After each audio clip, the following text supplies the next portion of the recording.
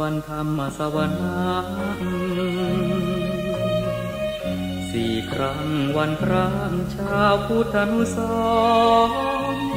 เข้าวัดฟังธรรมจำศีลสังวรทำบุญสุนทรศีลธรรมนำพาขึ้นแรม8 ค่ำวันธรรมสวนาเลิกละก่อกรรมทำบาปหยาบช้ากลางเดือนสิ้นเดือนเตือนกายวาจาจิตใจไปหาคุณงามความดีประพฤติยึดธรรมประจำชีวิตทุกวันเป็นนิจพ้นทุกข์สุขีวันพระสำรวจตรวจดูความดีอย่าปล่อยชีวิตให้ว่างห่างพันระฆังกังวานแววผ่านลมพัดเสียงสวดธรรมวัดวังเวงแววสังเสียงพระพร่ำแจ้งแสดงพระธรรมเอกลักษณ์เลิศล้ำประจำชาติไทย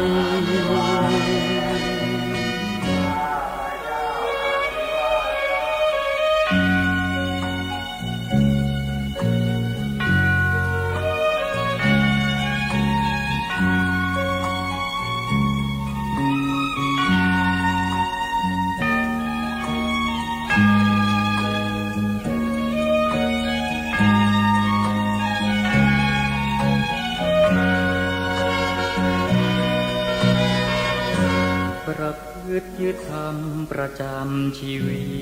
ตทุกวันเป็นนิจพ้นทุกข์สุขีวันพระสำรวจตรวจดูความดีอย่าปล่อยชีวิตให้ว่างห่างพันระฆังกังวานแววผ่านลมพัดเสียงสวดธรรมวัดวังเวงแววซ้ำเสียงพระพร่ำแจ้งแสดงพระธรรมเอกลักษณ์เลิศล้ำประจำชาติไท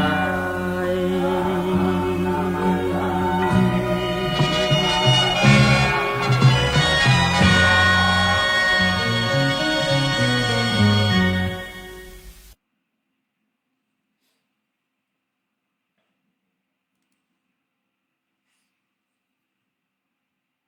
เจริญพรท่านสาธุชนทั้งหลายรายการธรรมทานจากวัดพุทธปัญญาเมืองพอมนารัฐแคลิฟอร์เนียประเทศสหรัฐอเมริกามาพบกับท่านสาธุชนทั้งหลายในวันที่21 ตุลาคมพุทธศักราช2568วันนี้เป็นวันแรม14 ค่ำเดือน11เวลาผ่านไปรวดเร็วออกพรรษาวาบเดียว14 วันใน14 วันนี้เราก็มีข่าวคราวความเคลื่อนไหวของพุทธศาสนิกชนกันทั่วประเทศความเคลื่อนไหวนี้เป็นความเคลื่อนไหวในทิศทางที่ดีงามถูกต้องเรียกกันว่าเมื่อออกพรรษาแล้ว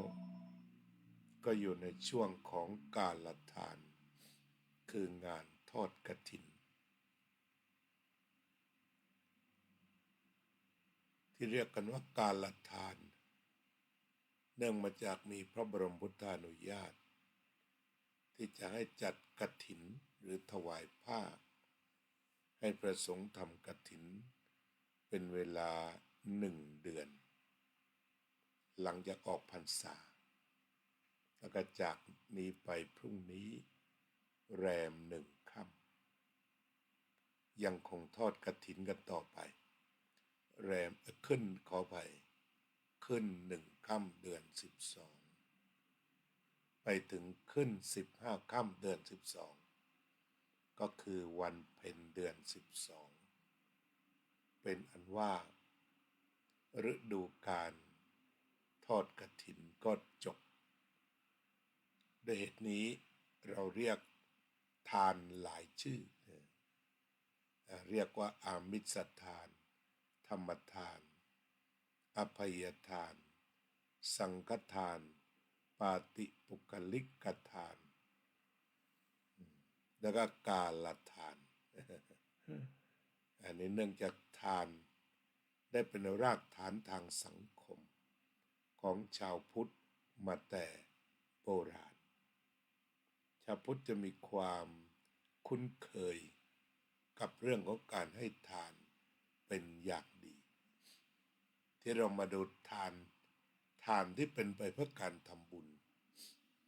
อันประกอบไปด้วยให้ทานสมาทานศีลเจริญภาวนา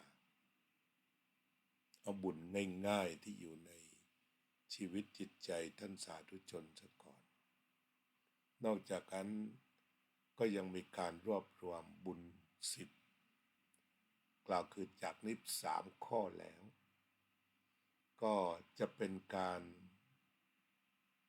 ปฏิบัติหรือว่าทำบุญลงไปในรายละเอียดเช่นวัยยาวัจจะไมยวัยยาวัจจะไมยตัวนี้ก็คือการไปช่วยเนี่ยวัดทุกวัดเลยในวันนี้วัดที่วัดพุทธปัญญาทำงานกฐินผ่านไปนี่วัยยาวัจจะไมยน่าจะพุ่งน่าจะมาเด่นสุด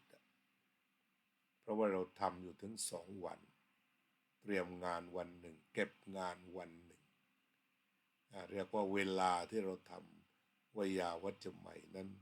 ทำมากกว่าเวลาของการให้ทานให้ทานเดี๋ยว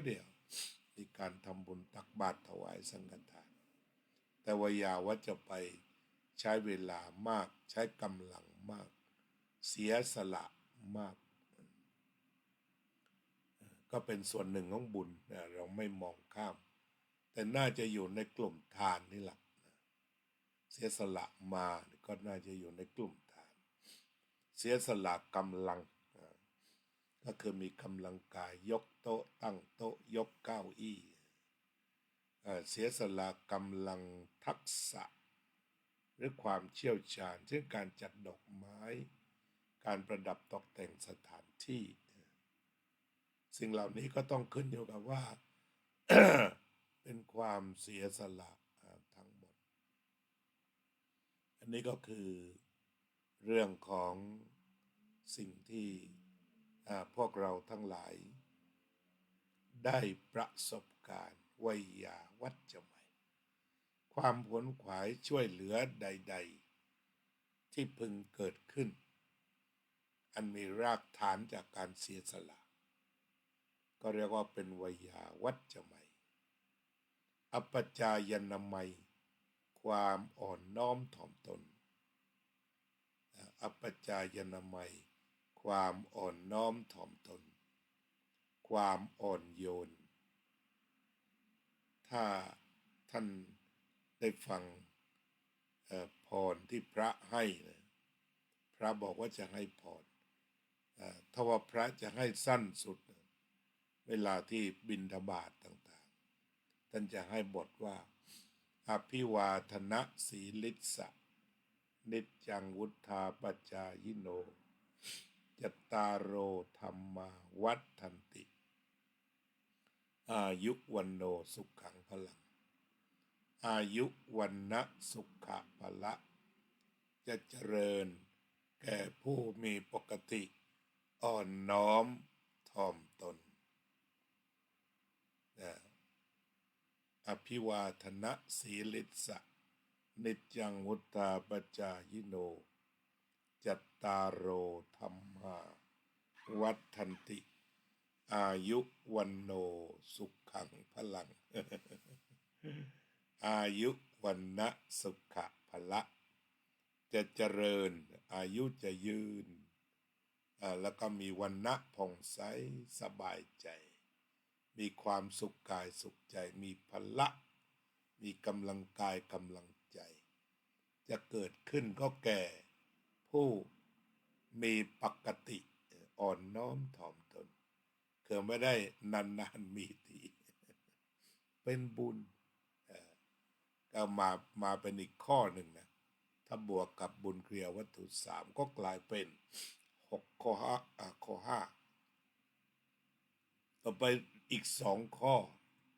ก็คือบุญเกิดจากการฟังธรรมบุญเกิดจากการแสดงธรรมเนี่ยพี่น้องชาววัดพุทธปัญญากลุ่มหนึ่งฟังธรรมเก่งไม่ว่าจะฟังธรรมที่วัดหรือจะฟังธรรมทางสถานีวัดพุทธปัญญาหรือว่าพี่น้องชาววัดสังกาเลนตอนนี้วัดวชิระธรรมาภิรตารามเมืองสังกาเลนประเทศสวิตเซอร์แลนด์3ท่านระดับแกนนำก็เข้ามาฟังรายการวัดปราสาทนิกรก็กำลังฟังรายการเป็นว่าทุกเช้าที่อาตมาจัดรายการก็จะมี3เครือข่ายของผู้ฟังธรรมอันนี้อัศจรรย์จากสวิตเซอร์แลนด์วัดปราสาทนิกรและวัดพุทธปัญญาบางส่วนจากวัดพุทธธรรมชิคาโกก็คือเรามีเส้นใยสายสัมพันธ์ของผู้ที่มาทำบุญร่วมกันอาตมาก็จะบรรยายธรรม ทุกวันบางวันที่ไม่ว่างก็ไม่บรรยายมาบรรยายธรรมและพี่น้องสาธุชนก็ได้ฟังธรรมแล้วมีเครือข่ายหลักประเทศไทยก็จังหวัดสุรินทร์ก็มีเรียกว่ากระจายไปทั่วโลกแหละ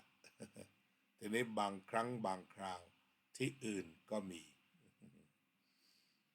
นี่ก็คือการฟังธรรมเป็นบุญถ้าสั้นๆก็เป็นบุญเคยฟังหลวงพ่อพุทธทาสท่านเทศง่ายๆที่คนทั่วไปฟังได้ท่านก็บอกให้วางไว้ว่าเป็นบุญแต่สมัยโบราณตอนหลวงพ่อเด็กๆเวลาเดินไปเจอคนกำลังทำนากำลังปลูกข้าวดำนาเป็นยังไงทำเยอะไหมปีนี้คำตอบเขาบอกว่าก็ทำพอสมควรเอาไว้ทำบุญตักบาตรที่เหลือก็กินอย่างในสมัยโบราณก่อนที่จะได้กินหรือทำบุญตักบาตรนกก็กินบ้าง นกกินก่อนนกหนูมาจัดการก่อนทำนาแต่ละครั้งมีนกกินมีหนูกินนี่ดำรงชีวิตด้วยสัมมาชีพแล้วก็ตักบาตรเอาไว้ตักบาตรเอาไว้ใส่บาตรเรียกภาษาถิ่นว่าจะเอาไว้หุงข้าวใส่บาตรก็จิตใจเป็นบุญทุกขณะอยู่ตามในหน้าท่านพูดก็เห็นภาพอาตมาก็โตมาจากในนาเล่นอยู่ตามในนาที่เล่นก็อยู่ในนาไปหาผักหาอะไรต่างๆในนาไปเกี่ยวข้าวในนาขนข้าวในนาถ้าหากมองอีกมุมหนึ่งก็คือเป็นแหล่งที่มีความอุดมสมบูรณ์ต้นนา เป็นรากฐานแล้วก็เกษตรอื่นๆอันนี้ฟังธรรมของท่านแล้ว แล้วก็จะพูดอย่างนั้นจะทำอะไรก็บอกว่าเอาบุญมาช่วยกันขุดถนนสมัยโบราณก็มีรัฐะยังไม่ได้ทำไม่ค่อยก็ขุดถนนก็เอาบุญปลูกต้นไม้เอาบุญปลูกบ่อขุดบ่อเอาบุญขุดสระไว้กลางบ้านก็เอาบุญเออ รากฐานรากฐานสังคมไทยเราก็ไม่ค่อยจะเรียกร้องเงินทองกันนักจึงช่วยกันเยอะแม้แต่มีเงินก็ไปช่วยกันคือความคิดที่ต่างจากความเห็นที่เรียกว่าอะไรก็รัฐทำหมดอันนี้ตอนนี้สังคมไทยกำลังสอนกันว่าอย่าไปยุ่งเกิดเหตุเพศภัยน้ำท่วมไฟไหม้เป็นหน้าที่ของรัฐบางคนก็เอ่ยปากเลยไปยุ่งทำไมเรื่องอะไรไปยุ่งมันเป็นหน้าที่ที่รัฐจะต้องจัดการดูแลอันนั้นก็ถูกแต่ก็เป็นความคิดแบบเหมือนตะวันตกถ้าตะวันตกนี่ก็คือรัฐจัดหมดเรื่องราวพวกนี้แต่ถ้าคิดแบบตะวันออกของเราทุกครั้งมีน้ำท่วมหนักๆนี่มาช่วยกันห้ามไม่ได้หรอกมันเป็นรากฐานทางสังคมพระสงฆ์องค์เจ้าก็หุงข้าวหุงน้ำผัดข้าวลุยน้ำกันไปใครที่อยู่ที่ดอนก็ไปช่วยกันพี่น้องทั้งหลายที่พอมีพออยู่ก็ไปช่วยกันแล้วมันก็เริ่มกลายเป็นค่านิยมของการทำความดีเป็นค่านิยมที่น่าสนใจน่าคิดเอายกตัวอย่างถ้าติดตามสื่อเนี่ยก็มีข่าวชิ้นเล็กที่อาจจะเรียกว่ามันเป็นสังคมค่านิยมที่ส่งต่อที่มีคุณชื่อเจนนี่อะไรที่เป็นแม่ค้าออนไลน์ที่กำลังดังสุดขีดในขณะนี้เนี่ยก็เรียกว่า4-5-6 วันก็ทำเงินเป็น400-600 ล้านที่กล่าวตามข่าวเนี่ยคล้อยหลังไปไม่เท่าไหร่นะเพราะเงินเข้าเนี่ยสิ่งที่เธอทำก็คือกิจกรรมไปช่วยเหลือคนอื่นทั้งโดยตรงโดยอ้อมเอาเชิญพี่ปนัดดาวงผู้ดีซึ่งเป็นผู้นำในด้านค่านิยมการช่วยเหลือบุคคลอื่นพี่ปนัดดาวงผู้ดีตึกถล่มไม่กี่ชั่วโมงก็เข้าไปก่อนอันนี้ถ้าพูดถึงผู้นำทางการให้บ้านเราขณะนี้เนี่ยก็คือรัชกาลที่10เรียกว่าทุกประเภทของการให้ตึกถล่มไม่นานครัวรัชกาลที่10ก็ไปถึงน้ำท่วมกี่แห่งทีมงานรัชกาลที่10ที่เราเรียกกันว่าจิตอาสานี่เป็นเรื่องของพระองค์ท่านที่เป็นส่วนตัวเป็นทานเป็นเรื่องของทานคือไม่ได้ทำในนามประเทศหรือรัฐบาลทำในนามทานเป็นการให้ทานส่วนตัวคุณปนัดดาอย่างนี้ที่คุณเจนนี่ก็เรียกว่าพอเงินเข้าดีๆก็ไปเชิญคุณเจนนี่มาคุณปนัดดาทำบุญ1 ล้านก็พอเหมาะพอควรมีรายได้500-600 ล้านทำบุญ1 ล้านช่วยพี่น้องน้ำท่วมที่อุตรดิตถ์ก็เห็นว่าสำหรับคุณปนัดดาวงผู้ดีนั้นก็ไปทั่วนั่นแหละตามรอยพระยุคลบาทก็ว่าได้มีตรงไหนก็ไปตรงนั้นปีนี้โดยเฉพาะพระบาทสมเด็จพระเจ้าอยู่หัวรัชกาลที่10ก็ได้เสด็จไปหลายวัดด้วยพระองค์เองได้เห็นแล้วก็ชื่นใจพุทธศาสนิกชนก็เรียกว่าเป็นขวัญเป็นกำลังใจได้สามารถอบอุ่นใจที่เรียกว่าองค์พระประมุขเนี่ยเป็นขวัญและกำลังใจ อันนี้ท่านไปทุกวัดหลายวัดทีเดียวถ้าคิดแบบชาวพุทธน่าจะเป็นกฐิน9 วัดเลยแหละนะยังไม่ได้นับน่าจะเยอะกว่านั้น ก็ทำให้ฤดูกาลกฐินนี้อบอุ่น เจอวันนี้พระเจ้าอยู่หัวไปวัดไหนนะ ก็เสด็จไปในวัดกรุงเทพอาตมาก็ได้ไม่มีความรู้ลึกแต่ได้ทราบว่าประมาณ9 วัดหรืออย่างไรเนี่ยที่จะเป็นกฐินหลวงแต่ความเป็นจริงปัจจุบันนี้ท่านพระราชทานทั้งหมดแหละใครจะรับกฐินพระราชทานรู้สึกว่าไม่ได้อยู่เฉพาะกรุงเทพหรือพระอารามหลวงพระราชทานแล้วก็ร่วมกับประชาชนก็เป็นผู้แทนเรียกว่าอะไรคงไม่ผิดนะเป็นผู้แทนของพระองค์นำผ้ากฐินพระราชทานมาทอดตามวัดต่างๆเป็นค่านิยมเนี่ยคุณเจนนี่เนี่ยเป็นแม่ค้าแต่พอเงินเข้ามือเยอะ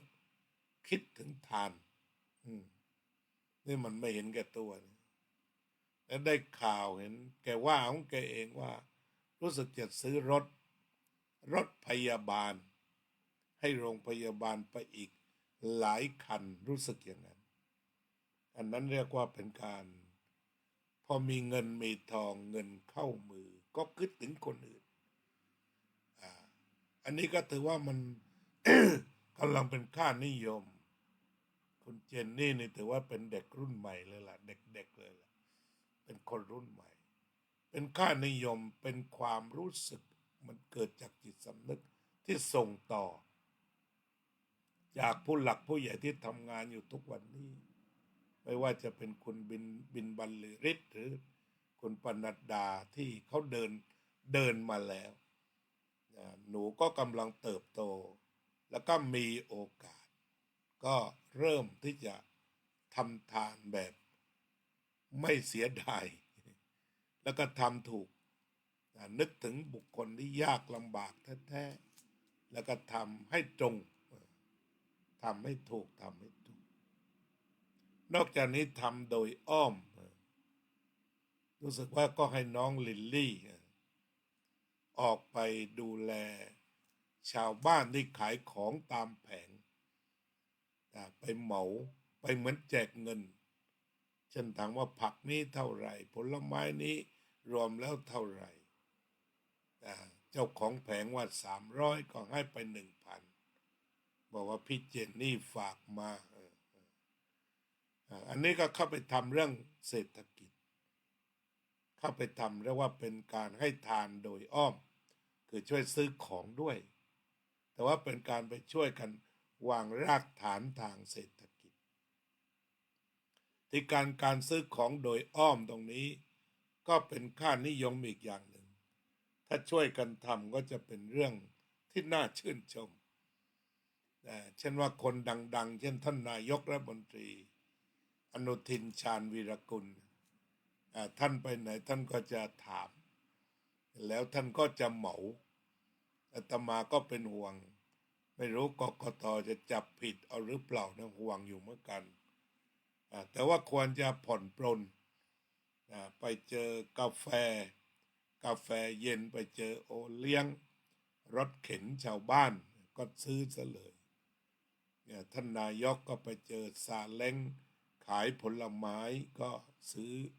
ผลไม้แจกเข้าไปในตลาดมีขนมอะไรดีทั้งนั้นหรือคุณพระดอนปริศนานันทกุลซึ่งเป็นรัฐมนตรีประจำสำนักนายกรัฐมนตรีปีนี้แกทำบุญวันเดียว14 วัดเนี่ยอาตมาก็ติดตามเฟซดีๆนะมาเล่าให้ฟังก็เป็นรู้สึกจะเป็นสสอ่างทองแกก็จะไปทุกวัด14 วัดวันเดียวเอาบุญมาฝากวัดสุดท้ายนี่ต้องไปเขียนโมทนาบัตรเองวัดแรกวัด2นี่เรียกวัดอิ่มซะไม่มีแล้วเห็นความน่ารักเห็นความเอื้อเฟื้อเผื่อแผ่ แล้วขณะเดียวกันก็ได้อ่อนโยนไปพบคนเฒ่าคนแก่ไปกราบพระสงฆ์องค์ข้าเจ้าเนี่ยคือดูแล้วมันอุ่นใจที่เราเห็นเด็กนะก็ขออภัยอาตมา66ก็ดูรัฐมนตรีเป็นเด็กไปเหมือนกัน ประมาณ40กว่านั้นเราจะเห็นว่าความดีในสังคมนั้นไม่มีวันหมดเชื่ออาตมา คือไม่มีตรงโน้นก็มีตรงนี้แหละมีนะครับแล้วมีเยอะด้วยนะถ้าเราจะมองดูนะระหว่างคนขี้โกงกับคนขี้ให้เนี่ยคนขี้ให้มีเยอะระหว่างธุรกิจสีเทากับธุรกิจที่สีบริสุทธิ์มีเยอะเลยแล้วก็ในในระดับสแกมเมอร์ พวกหลอกลวงก็พอมีแต่ว่าคนดีที่ไม่หลอกก็มีก็พูดให้มันอุ่นใจไปเลยวันพระนี่นะสแกมเมอร์ก็มีหลอกจริงๆหลอกเป็นเรื่องเป็นราวทุกอย่างเขาลงข่าวว่า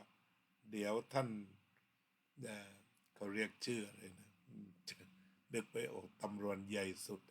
สมัยโบราณเรียกว่าอธิบดีกรมตำรวจเดี๋ยวนี้นึกไม่ออกเลยตันเลย ไม่ค่อยคุ้นเคยนั่นแหละท่านก็บอกจะใช้ยาแรง แล้วมาใช้ยาอ่อนอยู่ทำไม ของไม่ดีนั้นก็มีกฎหมายกี่ฉบับก็ใช้ไปสิ จะไปบอกว่าทำอ่อนๆกับพวกสแกมเมอร์ได้ยังไง ผู้บัญชาการตำรวจแห่งชาติ บอกว่าเอาละจะใช้ยาแรงละตอนนี้นะก็ไปใช้ยาอ่อนทำไม อันนี้ขบวนการความดีขบวนการคนดีไม่หมดหรอกญาติโยมทั้งหลายที่ว่าร่วมกันทำความดีทานนี่มันเป็นรากฐานสังคมจริงๆนี่ก็เรียกว่ากำลังกระจายตัวกันทำความดีน่าสนใจน่าสนใจน่าคุยถึงทีนี้ท่านผู้บัญชาการตำรวจแห่งชาติก็บอกว่าจะใช้ยาแรงหน่อยหนึ่งเอาใช้หลายขวดไปเลย มีกฎหมายกี่ฉบับก็จัดการสร้างบ้านเมืองให้สันติสุขเป็นบุญอีกเหมือนกันทำบุญอีกเหมือนกันชาวบ้านสบายไม่ต้องถูกหลอกแล้วหลอกอีกก็ต้องช่วยกันดูเพราะมันขโมยเยอะเลยแล้วก็มาช่วยกันแนวความคิดช่วยกันค้าช่วยกันขาย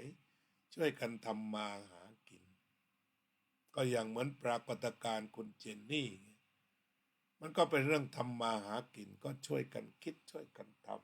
ำอย่าไปหลอกลวงสินค้าต่างๆก็ต้องมีคุณภาพดีมันต้องมีธรรมะเลยจะอยู่ได้ไม่นั้นก็อาการหนักเหมือนกันเช่นสั่งแล้วยกเลิกกันเป็นหมื่นอย่างนี้มาแกล้งกันเนี่ยโอกาสพังมันก็มีเหมือนกันนะฉะนั้นต้องมีธรรมะแหละการค้าขายที่จะเป็นไปได้ดีที่จะกระจายช่วยกันเขาก็อย่างเหมือนคุณเจนนี่แกก็ช่วยกันชวนพี่โน้นมาขายพี่นี้มาขายอย่างอาจารย์เบียร์ไปขายได้2 ล้านแล้วก็เสียค่าขายไป250,000มันก็ได้มา1 ล้านกว่าเวลาวันเดียวอย่างนี้ก็น่าจะแบ่งกันไปตอนนี้คุณโยมจุรีนุ่นแก้วซึ่งเป็นนักขาย แต่ว่ายังไม่ปึงปังเท่าเจนนี่อยู่ทางสงขลาแกก็มีความคิดเห็นซึ่งก็โยนให้สังคมช่วยคิด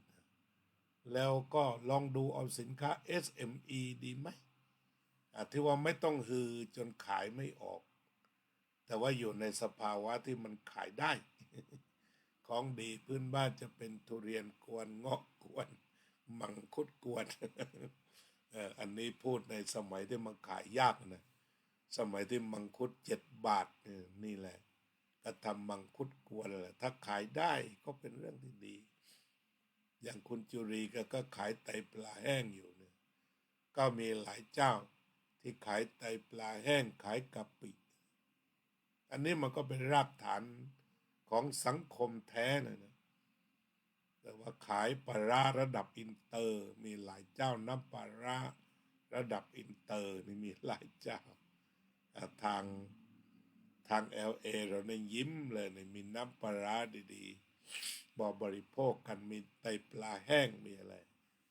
ก็โชคดีเขาพามาถวายวัดมีทุกอย่างในการที่เปิดปลาร้าขวดหรือไตปลาแห้งหรือบรรดาน้ำจิ้มทั้งหลายหรือพริกทั้งหลายบางอันก็ดังไปติดหูเลยนะเนี่ยอย่างพวกพริกศรีราชาพวกเนี้ยฝรั่งเรียกถูกแล้วนะซอสศรีราชาเนี่ยฝรั่งเรียกถูกเลยนะ ต้องการซอสศรีราชาไหมว่าอย่างนั้นเลยติดเลยพอๆกับไทยทีนะถ้าพูดถึงจนกระทั่งว่ามันมีคนพาไปดัดเรียกเป็นอะไรอื่นทีเนี่ยแต่ที่มันมาจากไทยทีรู้สึกของแขกเขาแล้วก็ใจทีมันก็คือแปลว่าชานั่นเองแต่ว่าออกเสียงแบบนี้ดังแหละไทยดังเลยแหละไทยทีอย่างนี้เรือซอสศรีราชาเนี่ยซอสศรีราชานี่ไปไกลเลยแหละระดับฝรั่งรู้จักเลยได้กินอะไรเสร็จก็บอกแม้เติมซอสศรีราชาสักนิด อันนี้ไม่ได้มารีวิวสินค้าแต่ว่ามองเห็นว่านี่คือรากฐานจริงๆรากฐานเรียกว่าจากท้องถิ่นสู่โลกสมัยโบราณเราคุยถึงพัฒนาว่าlocal thinking global thinking acting local พูดกันอย่างนั้นอาจจะไม่ถูกวยากรณ์ global thinking local acting คิดถึงระดับโลกแล้วก็มาสู่ชนบทตอนนี้ไตปลาแห้งมาอเมริกาก็ถือว่าเป็นอินเตอร์แล้วน้ำปลาร้าไปทั่วโลกอย่างนี้ตรงนี้ก็ถือว่า local acting นะ thinking global แล้วทีนี้มากว่าคิดถึงระดับโลกแล้วไปแล้วไม่ใช่ความฝันแล้วไม่ imagine แล้วทีนี้เราก็จะเห็นจะพิสูจน์กันชัดเจนว่าถ้าสามารถเชื่อมโลกดิจิตอลกับโลกโลคอลได้คือสินค้าพวกไตปลาแห้งพวกปลาอะไรนะที่ของทางใต้ ที่เขามีเนี่ยหรือว่าของทางภาคตะวันออกหรือที่อื่นแต่น้ำพริกเนี่ยรู้สึกว่าเขาก็จะขายกันดีอันนี้คือรากฐานสังคมไทยเลยหลายเจ้าก็ขายน้ำพริกนี่แหละอาจารย์เบียร์ก็ขายน้ำพริกนี่แหละคุณแพรรี่ก็ศึกไปใหม่มันก็จับน้ำพริกของแกนี่แหละก็ตกลงว่าตัวเศรษฐกิจยั่งยืนมันก็กลายเป็นมาจากครัวป้าครัวพ่อครัวแม่ครัวแม่ย่านี่คือตัวรากฐานเศรษฐกิจที่มันลึกเรียกว่าเข้ามือที่บ้านไปเลยเข้ามือท้องถิ่นไปเลยหรือภาษานักการเมืองที่เขาบอกรากหญ้เนี่ยในหญ้ามันจะงามก็ตรงนี้อาตมาก็เพิ่งเรียนรู้นะว่ามันการเชื่อมโลกระดับท้องถิ่นไปสู่อินเตอร์เนี่ยหรือว่าการเดินทางของน้ำปลาร้าจากจังหวัดทางภาคอีสานบ้านเรามา LA ของนักร้องดังๆหลายเจ้าที่มาเอาดีทางนี้หรือว่าไตปลาหลายเจ้าจากพังงาที่เริ่มต้นจากจุดนั้นสงขลาต่างๆที่ยี่ห้อดังๆหรือน้ำพริกนรก มีไปทั่วเลย มื่อก่อนน้ำพริกเผาต้องแม่ประนอมอย่างนี้ก็สิ่งเหล่านี้ก็คือการเชื่อมท้องถิ่นกับโลกเห็นแล้วนะชัดเจนแต่ในบุคคลเหล่านี้ก็เป็นผู้ให้อย่างคุณจรีที่ขายไตปลาแห้งอยู่เนี่ยเคยเห็นคราวหนึ่งตอนน้ำท่วมหาดใหญ่แกก็อาตมาก็ติดตามรายการของแกบอกว่าเดี๋ยวจะหาของมาให้พี่น้องหน่อยเครือข่ายแกใหญ่นะมันไปรถ10 ล้อเนี่ยเป็นสิบคันนำข้าวของเป็นอาหารแห้งเป็นปลากระป๋องเป็นข้าวสารที่แกพาไปลงได้อันนั้นก็หมายความว่ามันมีเครือข่ายคนใจบุญนะนี่จำแกได้อยู่หลายเดือนมาแล้วโอ้เห็นแล้วไม่ธรรมดาเครือข่ายการให้ทานตัวนี้นะเดี๋ยวใครมีเรื่องเล่านะที่ติดตามเป็นแฟนคลับนักบุญคนไหนถึงแม้จะเป็นนักบุญกองทุนคนอื่นก็เถอะแต่ว่าเขาก็มีหัวใจที่ดีเขาลงกันไปดีอันนี้ก็ถือว่าเป็นเรื่องของการเชื่อมโลกเป็นเรื่องการเชื่อมโลกด้วยเป็นเรื่องของการให้การให้นี่จะเป็นรากฐานทางสังคมในอเมริกาก็มีเราสัมผัสได้ในช่วงโควิด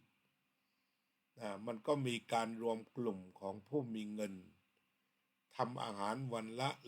1.5 แสนกล่องรู้สึกอย่างนั้นจะเป็นครัวโลกหรืออะไรสักอย่างชื่ออาตมาก็เอามาอยู่เหมือนกันเขาก็รวมตัวอยู่เหมือนกันทีนี้ของเราเนี่ยยังมีรากฐานทางการให้ทานเนี่ยเป็นอย่างดี เป็นอย่างดีเรียกว่ามันอาจจะทำแบบฉุกละหกเนี่ยเอกชนช่วยกันเยอะเลยทำทานส่วนตัวกันเนี่ยแต่ว่าอย่างไรก็ตามก็คงจะถึงเวลาที่เราจะต้องให้รัฐเข้มแข็งให้รัฐเข้ามาช่วยอย่างเข้มแข็งและในเหมือนอย่างกรณีที่ท่านนายกปรารภคุณกันจอมพลังที่ไปช่วยชาวบ้านที่ลำบากในหลายๆจุดที่ท่านเพิ่งเอ่ยปากว่าทำได้เยอะกว่ารัฐะก็เป็นเรื่องจริงที่สุดแหละเพราะว่ารากฐานคนไทยใจบุญพอมีเงินแล้วไม่จะหนีมีมากเลยรวมทั้งที่ไปงานกฐินทุกงานอยู่เพื่อการบำรุงศาสนาการบำรุงศาสนา 95% รัฐะไม่ต้องช่วยชาวบ้านดูแลกันเองเนื้อเลยนี่ผ่านงานบุญงานกุศลก็คือดีบุญก็คือสบายใจอันนี้ก็เห็นการส่งต่อค่านิยม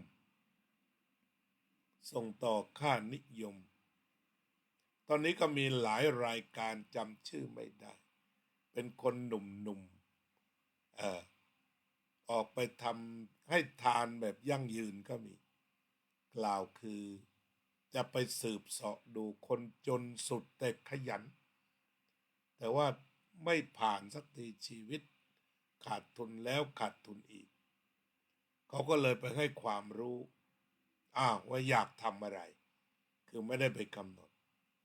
อยากจะปลูกผักเนี่ยมีรายหนึ่งต้องการที่สักเท่าไหร่ เขาก็จัดที่ให้เลยหรือมีที่อยู่แล้วที่บ้านเอาทุนไปให้แล้วก็ทิ้งมาเลยผ่านไป1 ปีกลับไปทั้งอาหารทั้งเงินทั้งสวนเขียวไปชะอมเลย1 ปีผ่านไป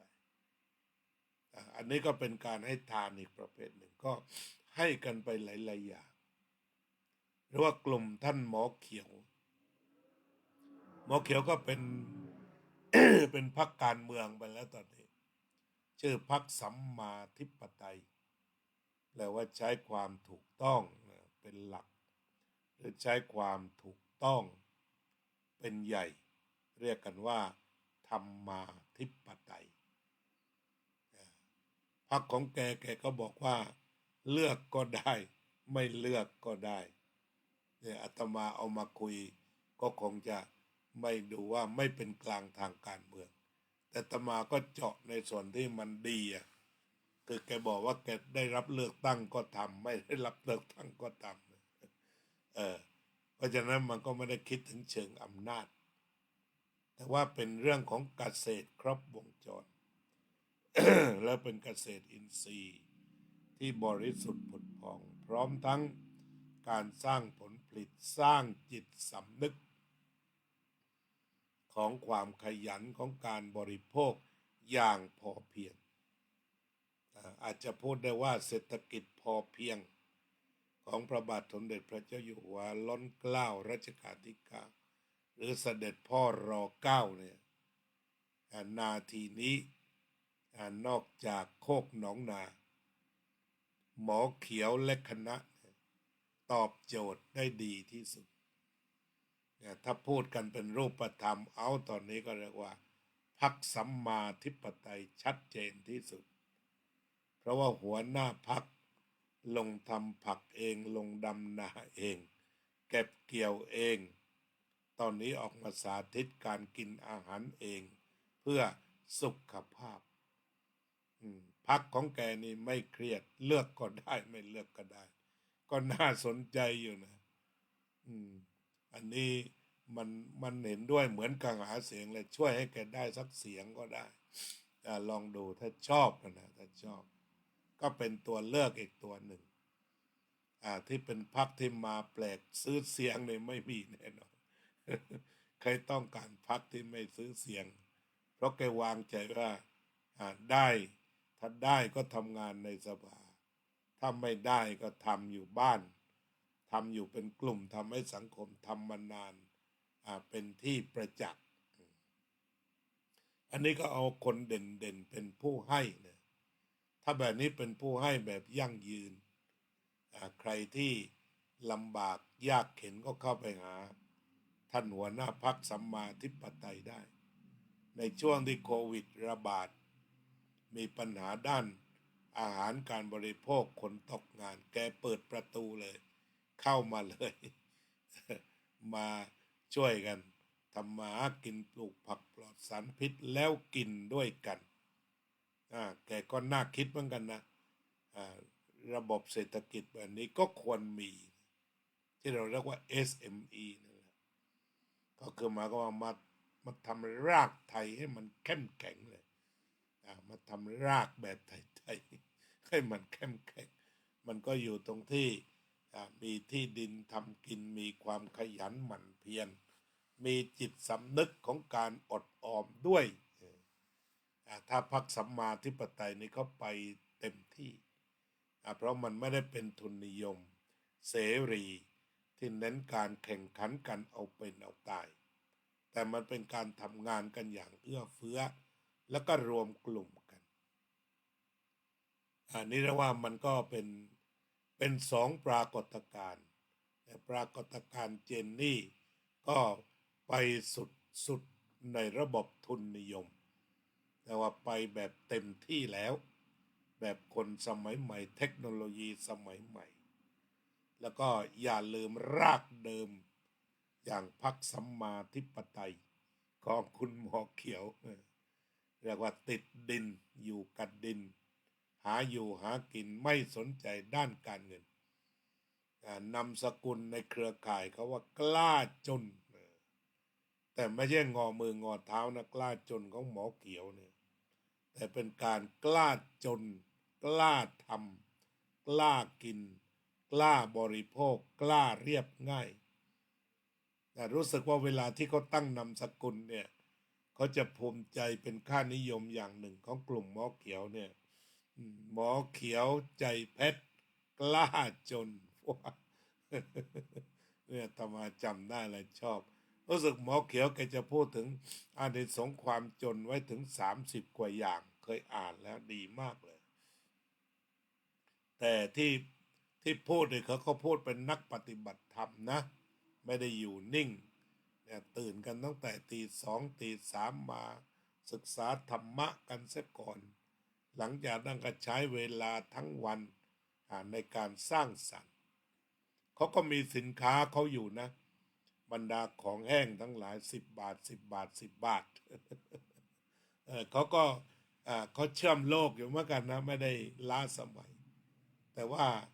การเกษตรแบบใช้ไม้ใช้มือของเขานี่แน่นอนมากนี่ของพรรคสัมมาธิปไตยก็คงจะไม่มีรถทัวร์คันไหนมาลงเพราะว่าไปชอบตรงที่แกบอกว่าเลือกก็ได้ทำงานในสภาถ้าไม่เลือกก็ทำงานอยู่ข้างนอกต่อไปเชิญชวนทำเกษตรอินทรีย์ใครจะไปศึกษาเล่าเรียนทั้งการปลูกการทำการแปรรูปการปรุงอาหารเนี่ยแบบสไตล์สัมมาธิปไตยของคุณหมอเขียวใจเพชรกล้าจนมันมีอยู่รายหนึ่งนั่นในเครือข่ายของคุณหมอเนี่ยหลายปีมาแล้วคนนั้นอาจจะเข้าถึงธรรมแบบสุดๆถึงจนแล้วก็เห็นว่าโอ้ไอ้จนเนี่ยมันไม่ได้อดอยากยากแค้นก็อยู่กับกลุ่มสันติอโศกไปที่อำเภอเลยจดทะเบียนเปลี่ยนชื่อไปเลยนายตายแน่มุ่งมาจนรู้สึกว่าจะจดไม่ได้หรืออะไรเนี่ยเพราะว่าสงสัยเจ้านี้ทะเบียนชักจะกลัวเหมือนกันทั้งตายทั้งจนนี่แม่ฟังดูแล้วถ้าเป็นมงคลตื่นข่าวมันก็น่ากลัวอยู่เหมือนกันคนน่าจะชื่อว่านายอุดมธนะเจริญอะไรอย่างนี้แต่นี่คนนี้ก็ชื่อว่านายตายแน่มุ่งมาจนอย่างสันเดโศกนี่ก็มีรากฐานทางการให้ที่เหนียวแน่นแล้วก็เป็นตัวอย่างแล้วก็เขาก็เชื่อมโลกทันโลกไม่ธรรมดาละเชื่อมโลกทำโลกไม่ธรรมดาวันก่อนมีโยมคนหนึ่งวันกฐินมาสนทนากันเป็นชั่วโมงแล้วก็บอกว่าเอาทั้งนั้นจะกลับไปเป็นสมาชิกพรรคดีกว่าแต่กลัวไม่มีใครเลือกอาจารย์แต่ก็ไม่เป็นไรเนี่ยโยมชอบเพราะว่าถ้าโยมฟังดูแล้วมันเข้าท่าก็ให้ไปคะแนนหนึ่งอย่างน้อยๆปิดหีบแล้วเขาบอกว่าโอ้แนวทางที่ว่าเลือกก็ได้ไม่เลือกก็ได้ไม่เครียดไม่พากันเครียดจนต้องขายตัวต้องซื้อตัวกันแบบทีมฟุตบอลที่นักการเมืองกระแสหลักนั่งปวดหัวอยู่เนี่ยจะไปเอาตังค์มาจากไหนเนาะเนี่ยแล้วก็ซื้อเสียงไปแล้วมันจะเวิร์กหรือเปล่าอย่างที่คุณนำไปสิทธิ์ว่าดาวยิงศูนย์หน้าตัวแพงๆซื้อมาหลายตังค์ยิงไม่เข้าประตูแบบที่ว่าเนี่ยมันจะเจอเท่าไหร่อันนั้น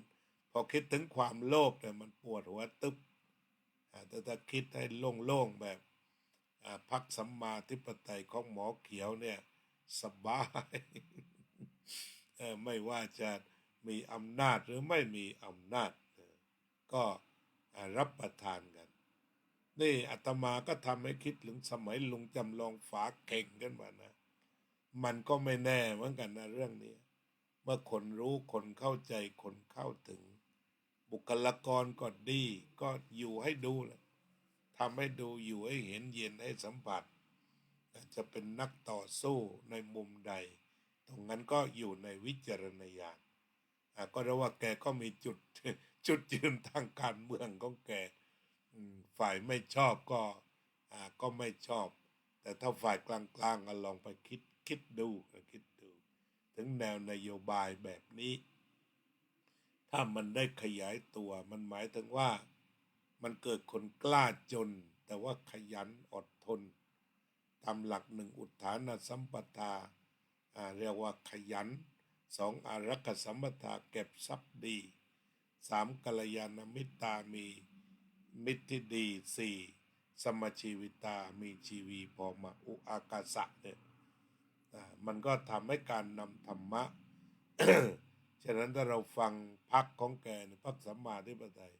ก็คือบรรยายพระไตรปิฎกหัวหน้าพรรครู้จักพระไตรปิฎกเก่งที่สุดวันนี้ที่เอามาเล่าก็คือเล่าแบบสบายใจกันวันพระสบายใจสบายอกสบายใจกันวันนี้ ที่พูดกันว่าท่านคือรากฐานของสังคม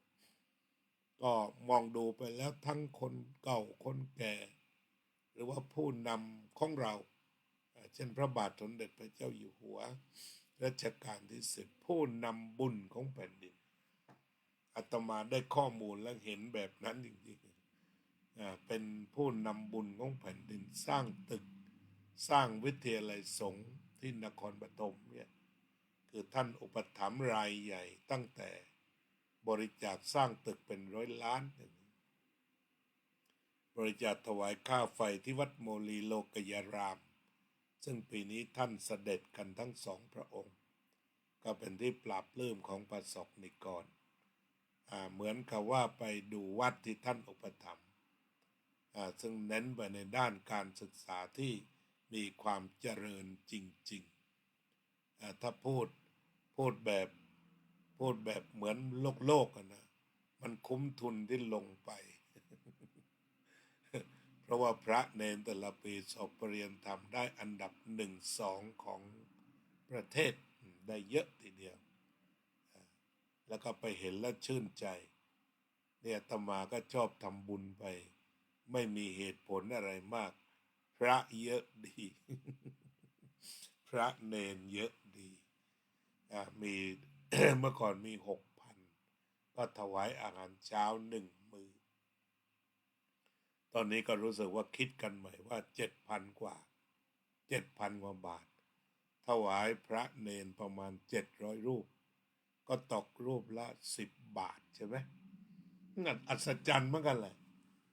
ก็เพราะว่าทางวัดแม่ครัวต่างๆเขาก็เสียสละนะมันก็อัศจรรย์เขาก็ตื่นเช้าขึ้นมาเสียสละมาทำอาหารถวายพระเนี่ยก็เรียกว่าถัวเฉลี่ยถ้าเราจะทำบุญมันก็ตกหัวละ10 บาทถวายพระ700โอ้โหครั้งหนึ่งในชีวิตเลยนะอันนี้ที่อาตมาได้ทำไปนะครับพี่น้องหลายท่านก็ชื่นชมเพราะความเสียสละของแม่ครัวที่เรียกว่าวัยยาวัจจะใหม่ทั้งทีมแม่ครัวเหล่านี้เคยไปเจอแล้วเนี่ยอาตมาก็ไปก็ให้รางวัลเป็นที่ระลึกคนละ100 ก็มีไม่มากเลยมาเจอคนไม่มีแต่ว่ามันเห็นแล้วมันชื่นใจนะโดยเฉพาะผู้สูงอายุเกษียณแล้วก็ปักหลักลุยกันตรงนั้นเช้าตี 4ครับเข้าวัดแล้วนี่ก็เป็นประโยชน์พูดเรื่องผู้ให้มาหลายทิศหลายรูปหลายแบบประเทศไทยเราอยู่ได้นะประเทศไทยสบายใจได้มันมีผู้ให้เต็มไปหมดเลยให้ด้วยความจริงใจด้วยดีด้วยอะไรด้วยวันนี้ก็เป็นวันพระ7:02ตามเวลาท้องถิ่นก็ตบท้ายได้บุญอีกอย่างหนึ่งนะภาวนานั่งสมาธิเอาเมื่อกี้มาพูดถึง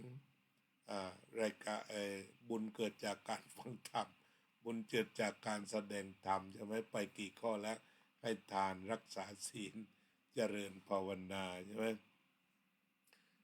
หัวยาวัจจะไมอันนี้ใหญ่สุดอัปปจายนามัยอ่อนน้อมถ่อมตนสวยงามกันทุกคนคุณเดวิดซึ่งเป็นชาวอเมริกันมารับศีล 5แล้วก็ถือพระรัตนตรัยไหว้สวยที่สุดไหว้สวยที่สุดอ่อนน้อมสวยมากเลย ตอนนี้ก็กลับไปร่วมทีมกับโยมกัลยาว่องทิพย์คงคาแล้วก็โยมสมฤดีเจมจรัสพี่เปิ้ลโยมเทียร่าหลวงพ่อด็อกเตอร์มารุตอาจารย์พัชรพลกำลังอยู่ในเรือขณะนี้ที่น้ำตกในเองการาบัฟฟาโลนิวยอร์กก่อนเข้ารายการโยมกัลยาบอกว่ากำลังจะลงเรือก็คือที่นั่นมันสวยต้องลงเรือไปดูจะดูได้ลึกซึ้งถูกต้องแล้วที่จับเรือสมัยอาตมาไปในหิมะลงอย่างหนักโอ้โหมันหนาวโยมเรียกว่าเหมือนกับหูจะแตกไปเลยหิ หิมะตกทุกวันเป็นนอนวัดโปรดเกศเชษฐารามเหมือนกันซึ่งได้ข่าวว่าดร.ปิยะนำไปเองก็ต้องขอบคุณดร.ปิยะไว้โอกาสนี้ด้วยท่านเจ้าวาดวัดโปรดเกศเชษฐารามทำสมาธิกันหน่อยเนาะ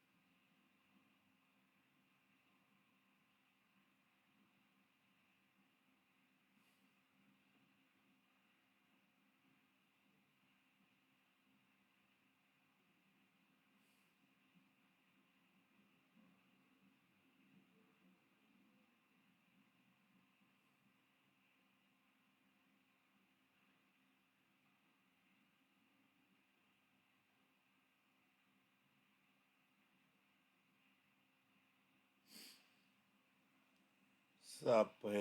สัตตาสัตว์ทั้งหลายที่เป็นเพื่อนทุกข์เกิดแก่เจ็บตายด้วยกันทั้งหมดทั้งสิ้นอเวราโหนตุจงเป็นสุขเถิดอย่าได้มีเวรแก่กันและกันเลยอภัยยาปัจจาโหนตุจงเป็นสุขเถิดอย่าได้พยาบาทเบียดเบียนซึ่งกันและกันเลยอนีฆาโหนตุจงเป็นสุขเถิดอย่าได้มีความทุกข์กายทุกข์ใจเลยสุขีอัตตานังปาริหารันตุจงมีความสุขกายสุขใจรักษาตนให้พ้นจากทุกข์ไปทั้งสิ้นเทินอภิวาทนะสีลิสะนิจจังวุธาปจายโนจัตตารโอธรรมาวัฏฏันติอายุวันโนสุขังพลังทักทายพี่น้องทั้งหลาย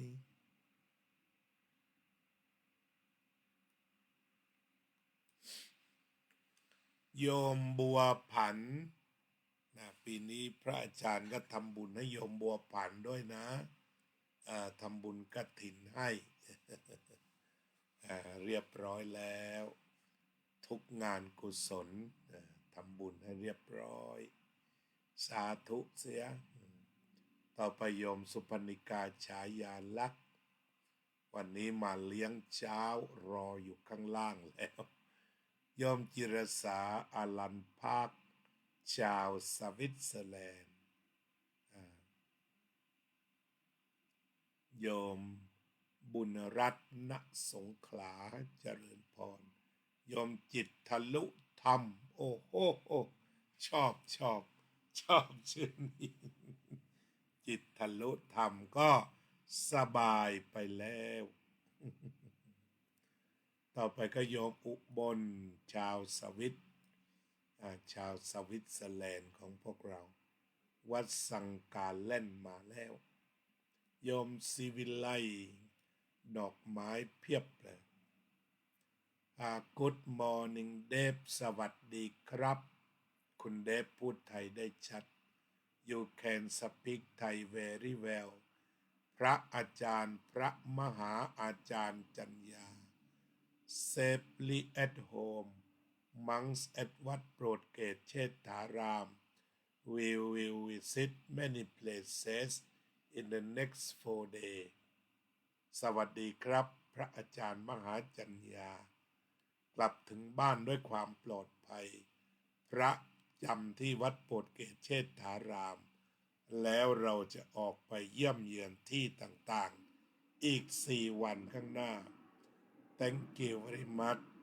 for your warming welcome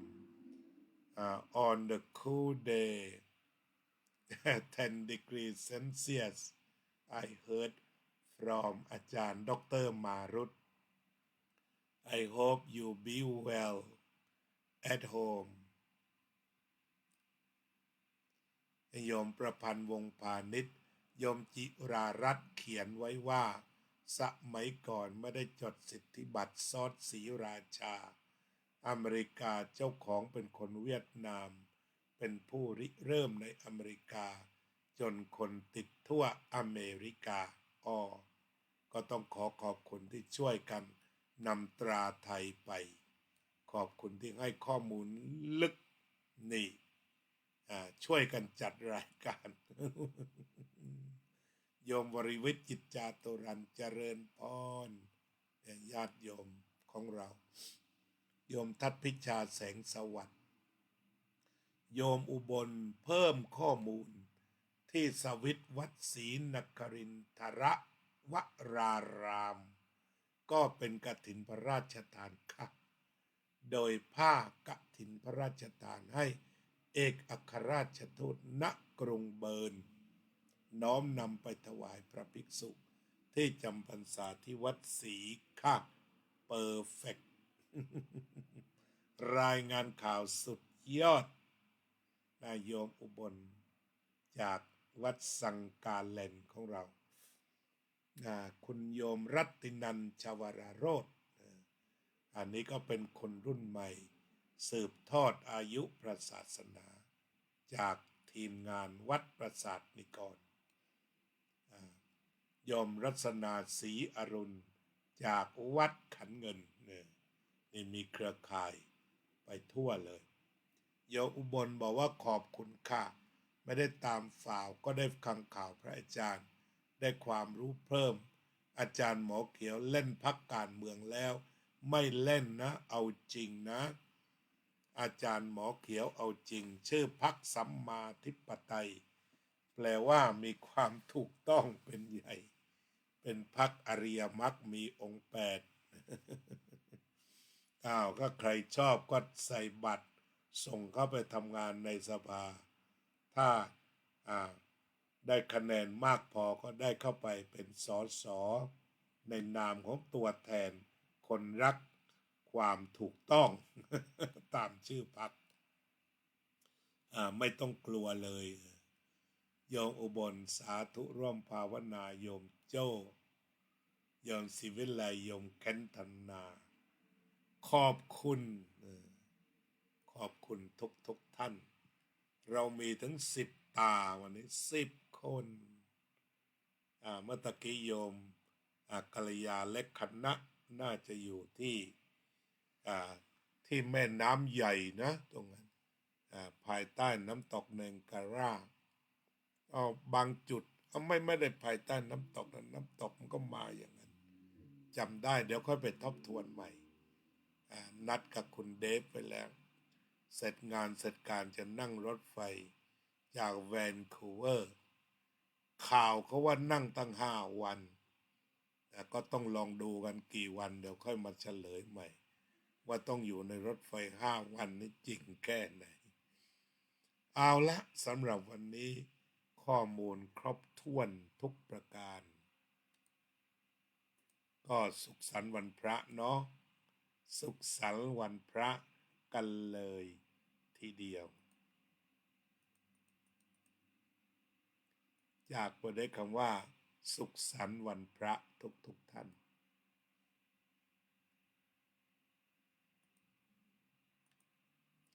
ฟังเพลงนี้อีก1 รอบเพราะดี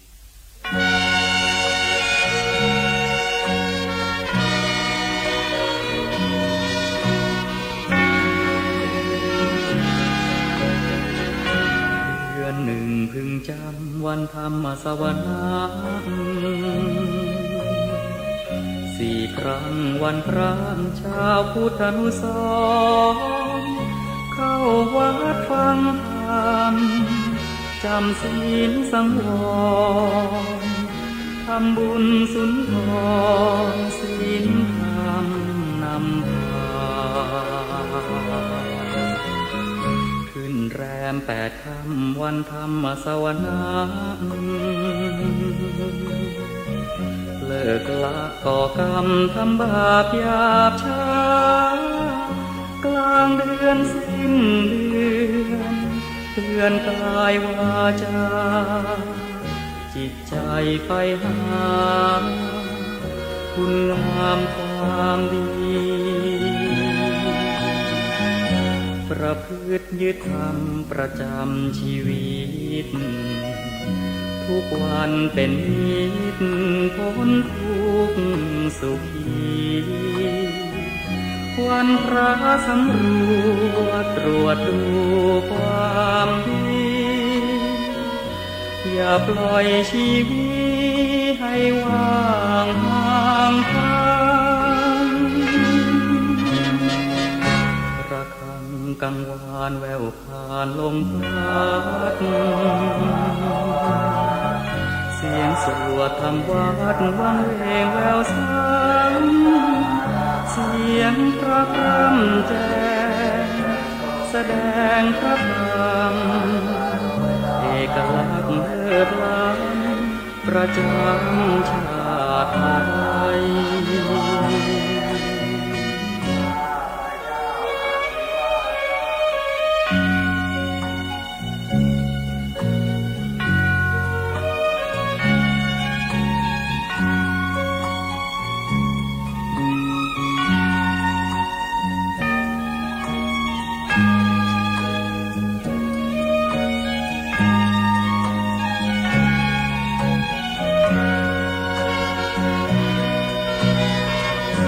ประพฤติยึดธรรมประจำชีวิตทุกวันเป็นนิจพ้นทุกข์สุขีวันพระสำรวจตรวจดูความดีอย่าปล่อยชีวิตให้ว่างห่างไกล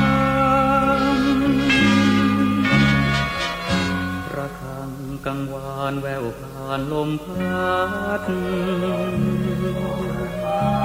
เสียงสวดธรรมวัดวังเวงแววซ้ำเสียงพระพร่ำแจ้งแสดงพระธรรมเอกลักษณ์เลิศล้ำประจำชาติไทย